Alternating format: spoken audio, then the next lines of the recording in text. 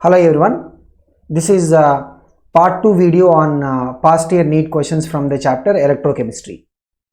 Now those who are looking at it can probably take a look at the part 1 video also, so that you will not be able to miss out the relevant models of questions.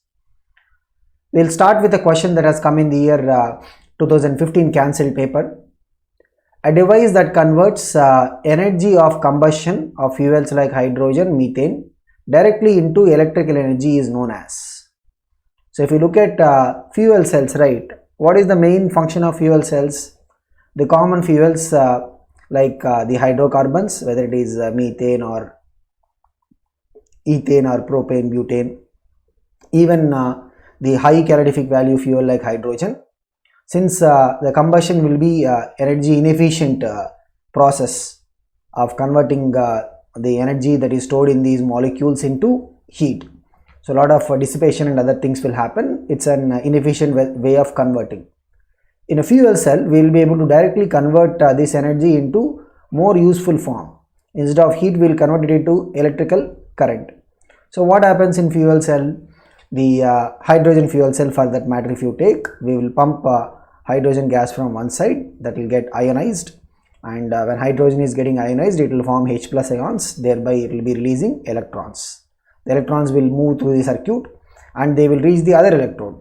Other electrode, oxygen gas will be pumped, and oxygen gas will also be ionized into the oxide ions, O2 minus ions. So the H plus and O2 minus ions, they will combine to form water. So as a result of it, there will be fresh water also will be prepared.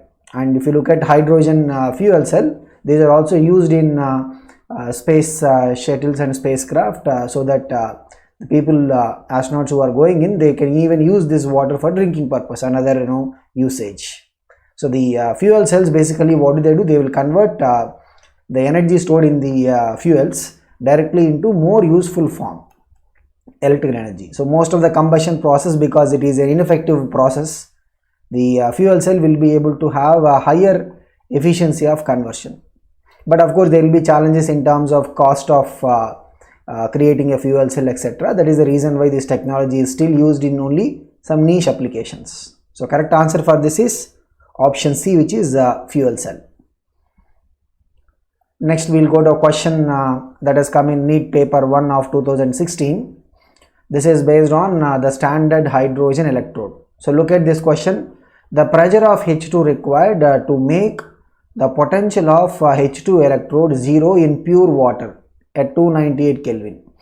See, first of all, what is this hydrogen electrode? So we'll have a solution of H plus ions, into which there will be a neutral metal like platinum, and we will bubble the hydrogen gas through the platinum metal rod into the solution containing H plus ions. This is the setup of the hydrogen electrode. And if you look at the electrode reaction, right, the the reduction reaction. So what will be the reduction step?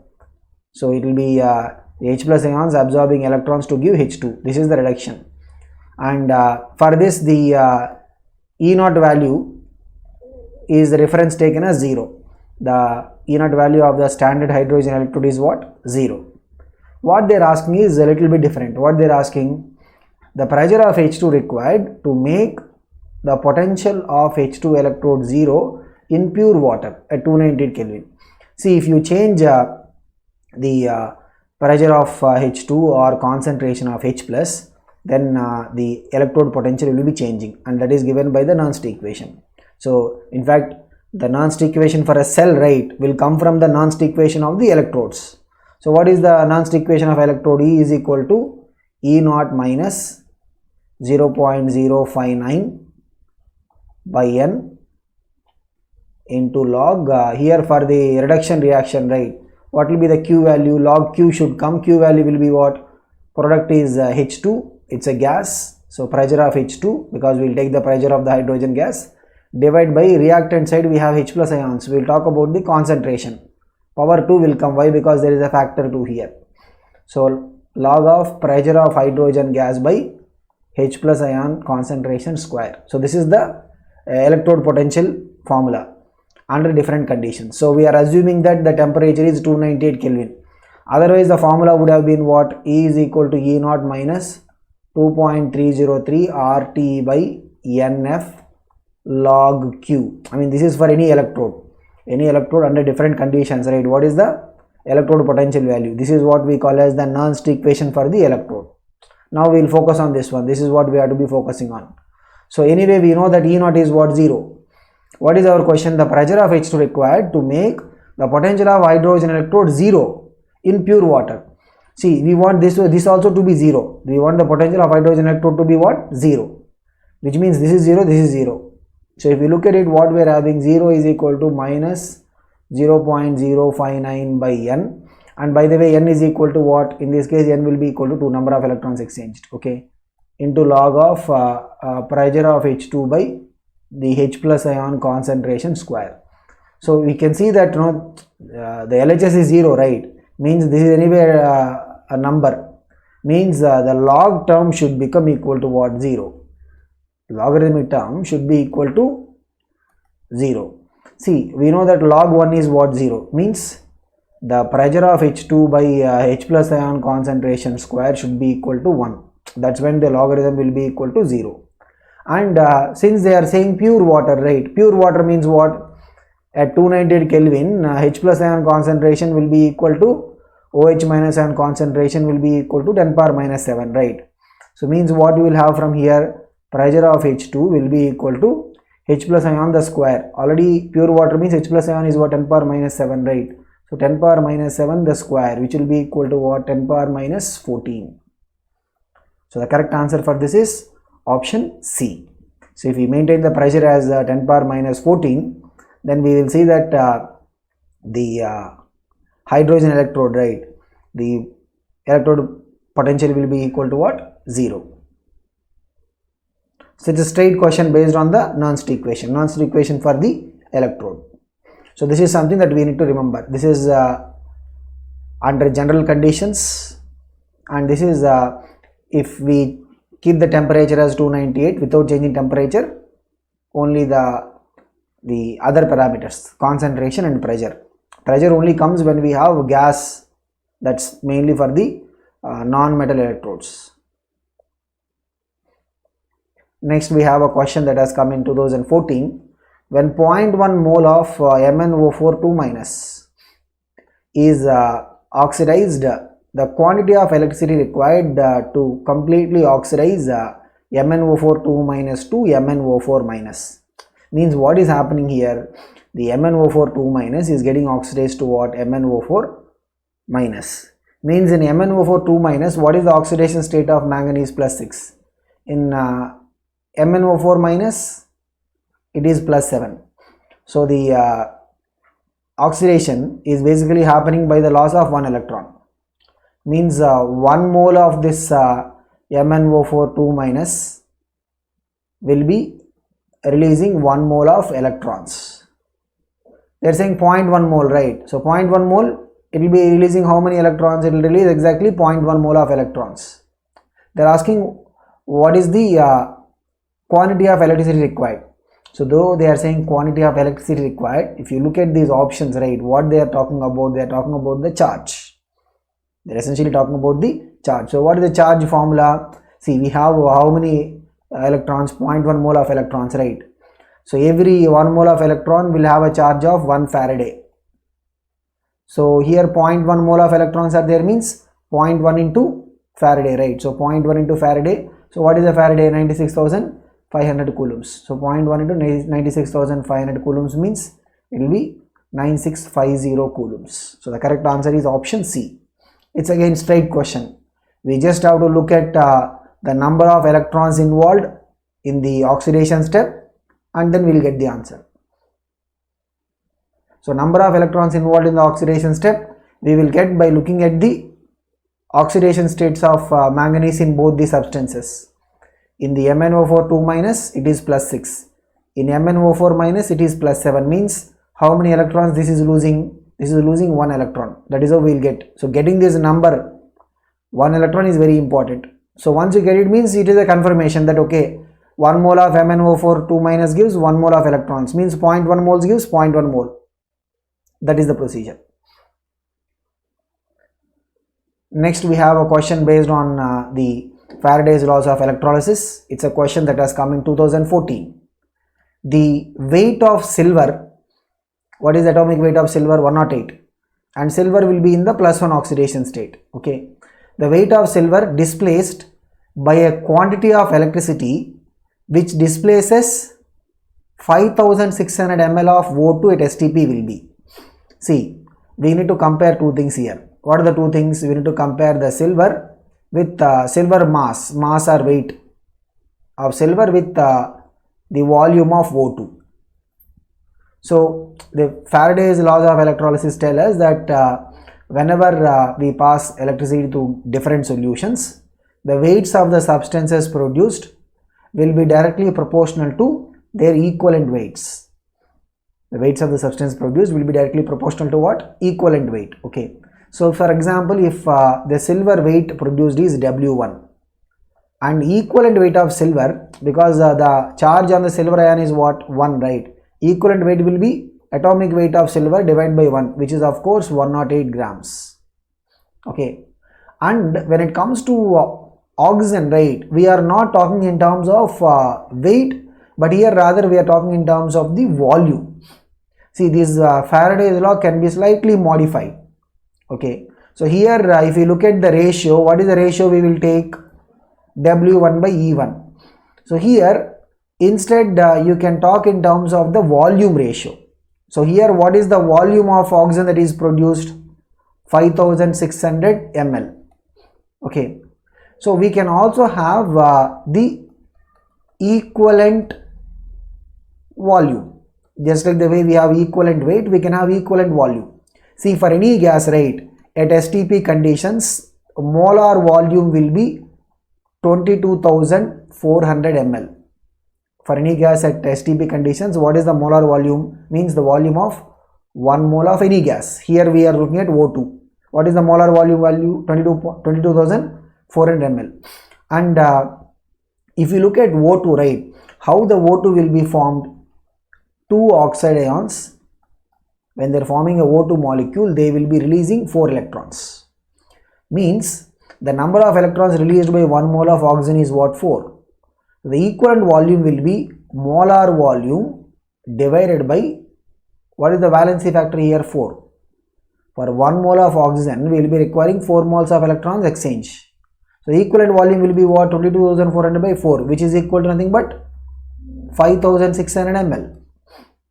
So here we are taking, in case of silver, weight by equivalent weight. In case of oxygen, what we will be taking? Volume by equivalent volume. Okay, so the ratio of weight by equivalent weight of silver will be equal to what? The ratio of volume by equivalent volume of oxygen. So what is the volume of oxygen here? The volume is what? 5600 ml, right? Divided by what is the equivalent volume of oxygen? 5600 ml. Okay, this is equal to weight of silver by what is the equivalent weight of silver? 108. So we can see W1 also will be equal to what? 108 grams. So this is a slight modification to the Faraday law. Otherwise generally what we say is W1 by E1 is equal to W2 by E2 and so on. When same amount of electricity is passed, the ratio of weight of the substance to its equivalent weight will be constant for all the substances. Means the weights of the substances deposited or formed will be directly proportional to the respective equivalent weights. Clear? So here we just change the formula and we have brought it into what? The volume of the substance by the equivalent volume. So how do you get the equivalent volume? Equivalent volume will be like the way. What is the equivalent weight formula? Molecular weight by valency factor. Similarly, equivalent volume will be what? Molecular volume by valency factor. Same thing. Okay, let's move on to the next question. This is a question that has come in the NEET paper 2013. At 25 degrees centigrade, molar conductance of 0.1 molar aqueous solution of ammonium hydroxide is 9.54 ohm inverse centimeter square per mole. Means this is what? Lambda m, molar conductance. Okay, and at infinite dilution, its molar conductance is 238 ohm inverse centimeter square per mole. Means what? This is lambda m naught or lambda m infinity. This is the limiting value of molar conductivity. The degree of ionization of ammonium hydroxide at the same concentration and temperature. Means at the given concentration of 0.1 molar and temperature of 25 degrees centigrade, they are asking what is the degree of ionization. So degree of ionization means alpha, degree of ionization or degree of dissociation. It's a straight question. So the alpha value will be nothing but molar conductivity at any given concentration, lambda m at a given concentration, divided by the limiting value of molar conductivity or molar conductivity at infinite dilution, that is lambda m infinity. Either we can say lambda m naught or lambda m infinity. Okay, so this ratio will straight away give us what is the alpha value. It's a straight question. So what is it? It is nothing but 9.54 by 238. So if you simplify, I mean, the only thing is we have to just carry on with the simplification. If you simplify this 9.54 by 238, right, this will be coming close to what? 0.04008. So this is in terms of fraction. This value is in terms of fraction. But if you check these options, right, what they are giving in terms of percentages. How do you convert this into percentage? Alpha is the degree of ionization in terms of fraction. We want to express this in percentage, means we have to multiply this by 100. If you multiply this by 100 means how much it comes? 4.008 percentage. In terms of percentage means how much it is going to be? 4.008 percentage, which is option A. It's a straight question. So the alpha value will be what? The molar conductivity at any given concentration by the limiting value of molar conductivity or molar conductivity at infinite dilution. Next we have another question that has come in 2013 paper. A button cell used in watches function as following. Zinc solid plus Ag2O solid plus H2O liquid gives 2 Ag solid, zinc 2 plus and OH minus. Means we can see what is happening over here. The zinc is getting oxidized and silver is getting reduced. Okay. So the half cell potentials are given. What are the half cell potentials? Zinc. We can see zinc, what is the E naught value? Minus 0.76. The other half cell, Ag2O plus H2O plus 2 electrons gives rise to what? 2 Ag plus 2 OH minus. E naught value is what? 0.34. So we can see here, this is what, wherever the reduction potential value is lesser, this is lesser, right? So this will be what? This is the, wherever the reduction potential is lesser, that will be acting as an anode. Okay. And wherever the reduction potential is higher, that will be acting as an cathode. So if you look at it, right, what is happening here is that we have the anode and cathode and we need to find the cell potential. So how do you find the cell potential? It is a straight formula, right? So E cell will be equal to what? The E naught cell, because they are talking about only E naught values. E naught cell will be equal to what? E naught RHS minus E naught LHS. Otherwise, you know, E naught value of the cathode minus E naught value of the anode. That's it. So what is the cathode value? 0.34 volt minus, what is the anode value? Minus 0.76, which is what? 0.34 volt plus 0.76. Minus minus will become plus, right, which is what? 1.1 volt. So what is the answer for this one? It's a straight question. It's a straight formula question on the cell potential. Cell potential is what? The reduction potential of cathode minus reduction potential of anode. So cathode we can also call it as what? RHS electrode. Anode we can also call it as what? LHS electrode. How do you decide which is cathode, which is anode? The one that is having a high reduction potential, 0.34, that is cathode. The one that is having a low reduction potential, minus 0.76, that is the anode part. Next we have another question, 2013. A hydrogen gas electrode is made by dipping platinum wire in a solution of HCl. What is the pH value? 10. Means pH 10 means the H plus ion concentration will be what? 10 power minus 10. By passing hydrogen gas around the platinum wire at 1 atm pressure. Means what is the pressure of the hydrogen gas here? 1 atm. So let's just look at what is the given information. They're asking what is the oxidation potential of the electrode. They're asking what is the oxidation potential of the electrode. Okay. So before we go and find out the answer, right. So let's just look at what is an hydrogen electrode. So we have a platinum wire or a platinum rod that is dipped into a solution of H plus ions. Here the solution of H plus ions is formed by the HCl. Now what is happening is we are bubbling hydrogen gas into it. So the reduction reaction can be expressed as what? 2H plus will gain 2 electrons to form hydrogen gas. This is the way we can express the reduction step. And in this reduction reaction, the number of electrons exchanged is what? 2. Number of electrons exchanged is what? 2. Okay. So the potential, the reduction potential of the electrode, right, will be equal to what? E naught. So this is coming from the Nernst equation. E is equal to what? E naught minus 0.059 by n into log of the Q value for the cell reaction. What is the Q value for the cell reaction? Product is what? H2, right? So Q value for the cell reaction will be pressure of the H2 gas divided by the H plus ion concentration. Reactant we have H plus ion concentration power 2. Why? Because there is a factor 2. So E is equal to what? E naught minus 0.059 by n value is 2 into log, what is the pressure of hydrogen? They are saying 1 divided by H plus ion concentration is what? 10 power minus 10, right? So 10 power minus 10 the whole square.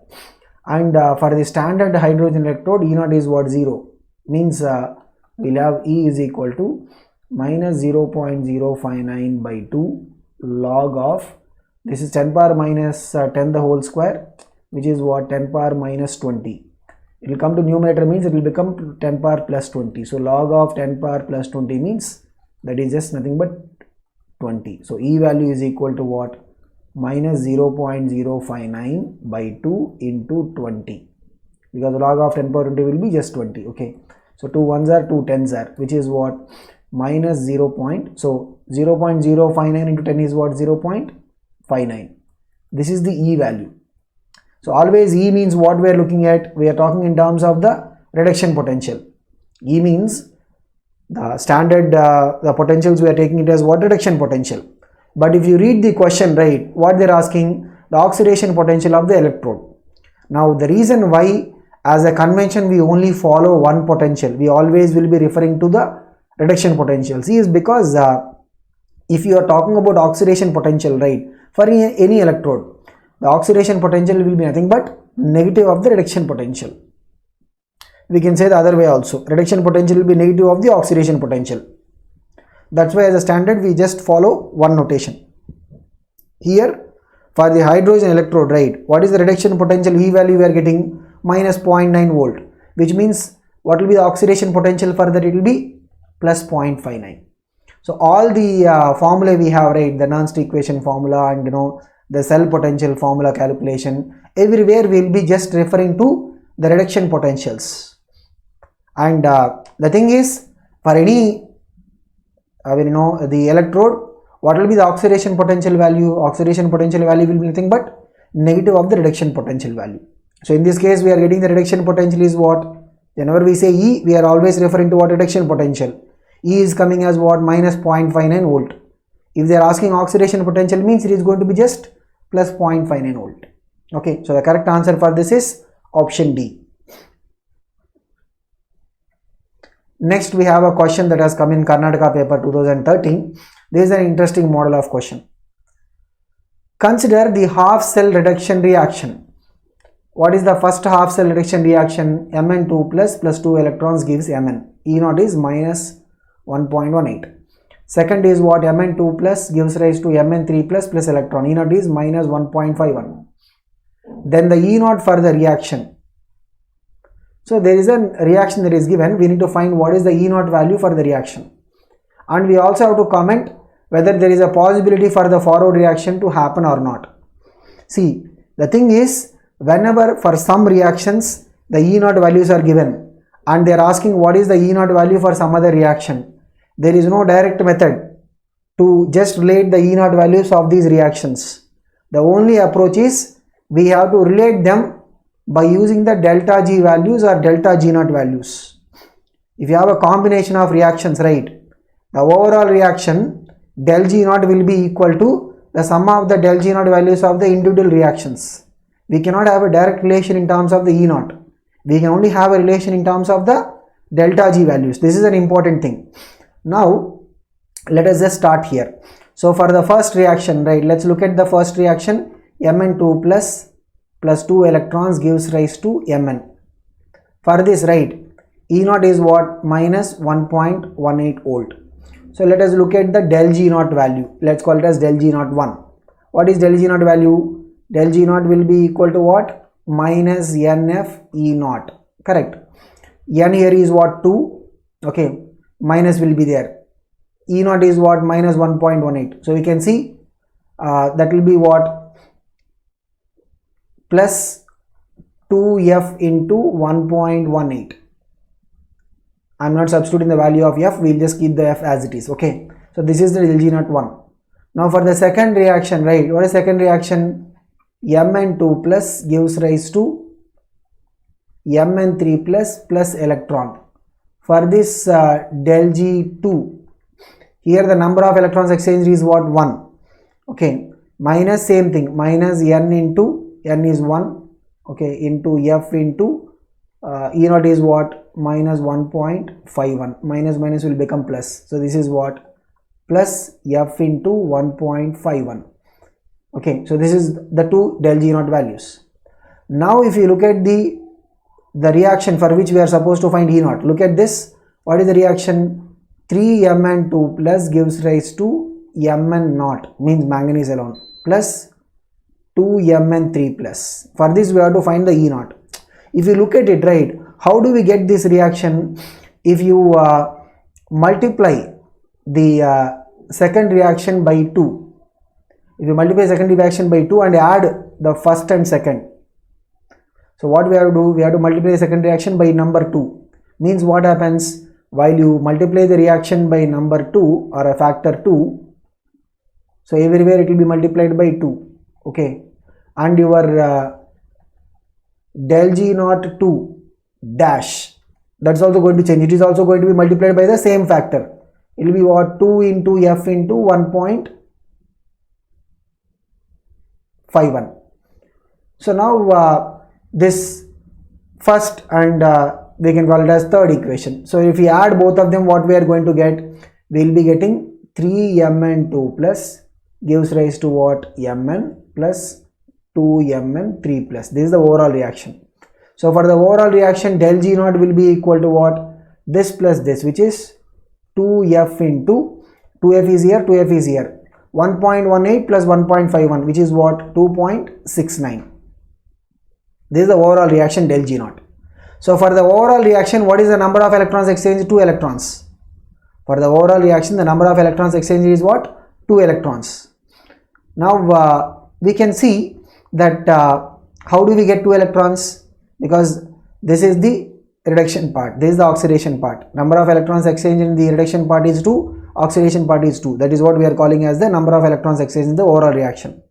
Now here, right, if you want to find the E0 for this, E0 is equal to what? What is the relation? Del G0 is equal to minus NF into E0, right? So E0 will be minus del G0 by NF.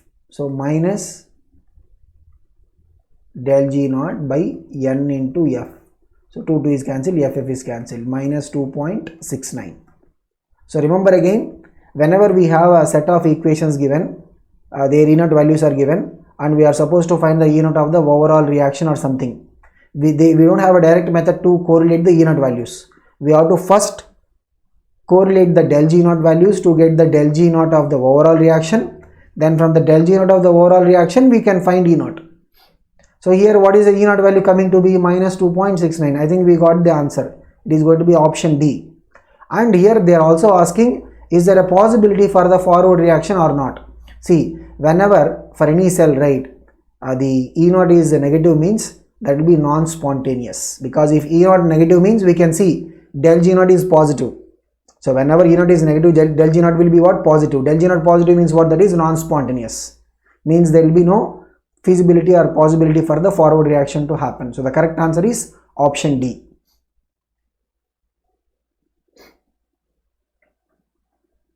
Next we have a question based on the Faraday's laws of electrolysis. How many grams of cobalt metal will be deposited when a solution of cobalt 2 chloride means cobalt is in the +2 oxidation state. Okay, cobalt to chloride is electrolyzed with a current of 10 amperes for 109 minutes. Faraday is what? 96,500 coulombs. Atomic mass of cobalt is 59 U. Means the gram atomic mass is what? 59 grams. It's a straight Faraday's law question, right? The weight of the substance deposited will be equal to what? E by 96,500 into Q in coulombs, charge in coulombs. This is the formula, E by 96,500 into charge in coulombs. E is what? The equivalent weight of cobalt, which is 59 grams atomic weight by the valency. Cobalt 2, right? Valency is 2. Means what is it? 59 by 2 means that will be 29.5.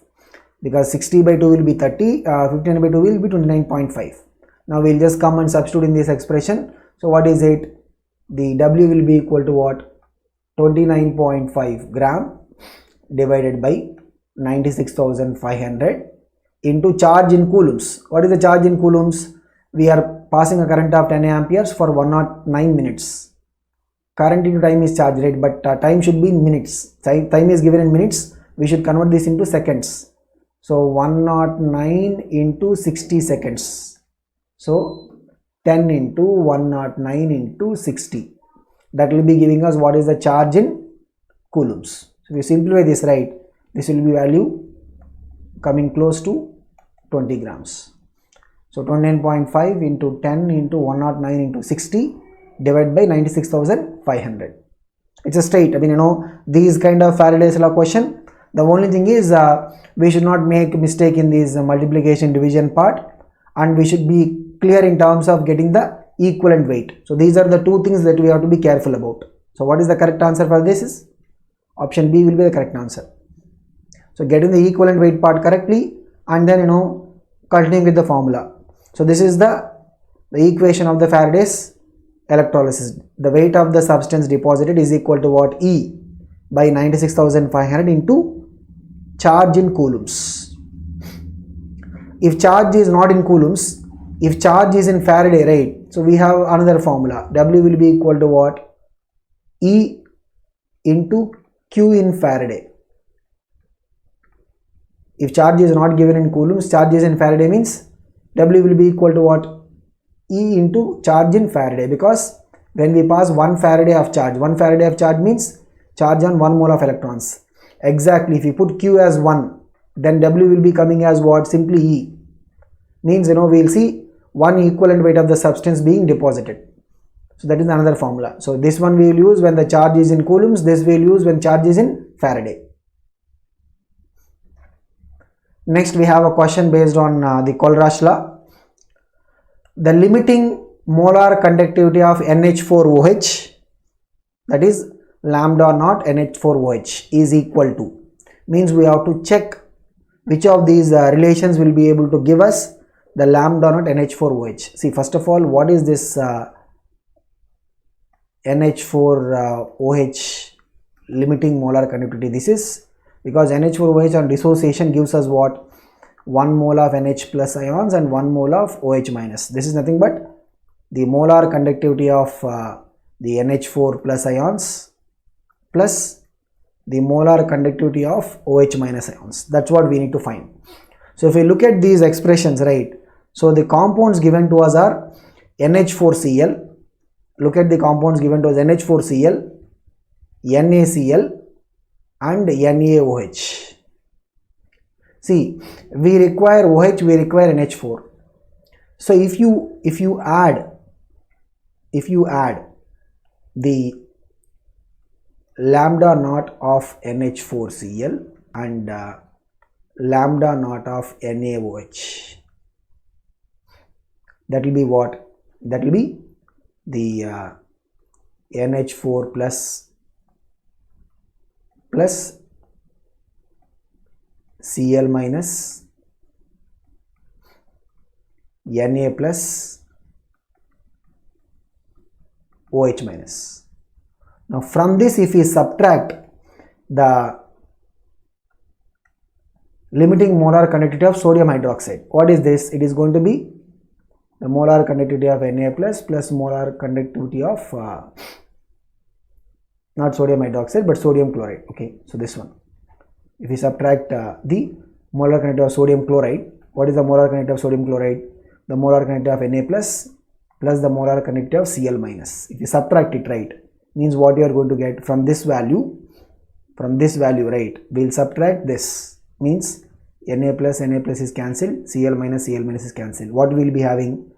Lambda m of NH4 plus and lambda m of OH minus. Means what is the correct relation that will give us? It will be NH4Cl lambda m naught plus NaOH lambda m naught minus NaCl lambda m naught. So it's more of an algebraic kind of question. So not only in this, even in part 1 video, I think we had one question on the Kohlrausch law. So Kohlrausch law problems are going to be what? Just algebraic. We have to write down all the limiting molar conductivities formulae, and we have to see which algebraic operation, like which ones to add and which ones to subtract, so that finally in this case what we are supposed to get? We are supposed to get the value of this one, lambda m of molar conductivity of ammonia ions and molar conductivity of the OH minus ions. Okay, so the correct answer is option D. This is about the part 2 video, and we will see in the part 3.